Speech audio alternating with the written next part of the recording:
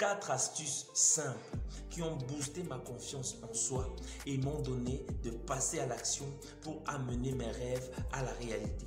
Se détacher des mauvaises influences et s'exposer aux bonnes.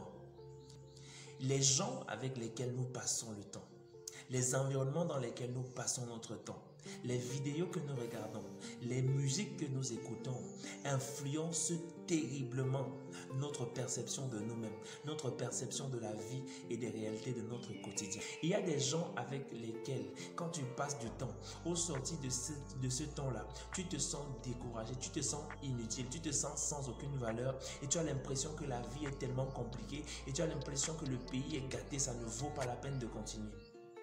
Il y a d'autres personnes que quand tu écoutes, tu te sens motivé, tu sens l'espoir naître à l'intérieur de toi, tu sens la conviction, la force se créer à l'intérieur de toi pour pouvoir te lever, avancer et faire quelque chose.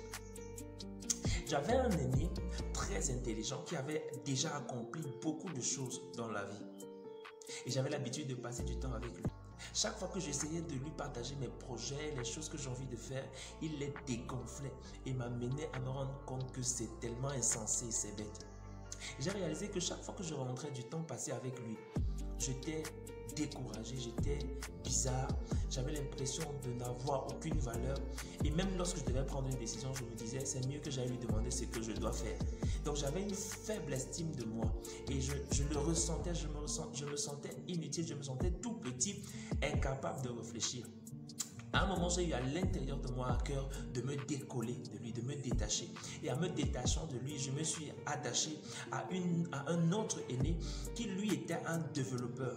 Quelqu'un qui voyait en moi un talent, une compétence. Chaque fois que je faisais, parfois je faisais même mal. Mais il savait d'abord encourager ce que je fais et après il m'explique que bon en fait tu pourrais mieux faire telle chose, tu pourrais même créer une page YouTube, tu pourrais même faire telle chose, tu pourrais même partager telle chose avec les gens.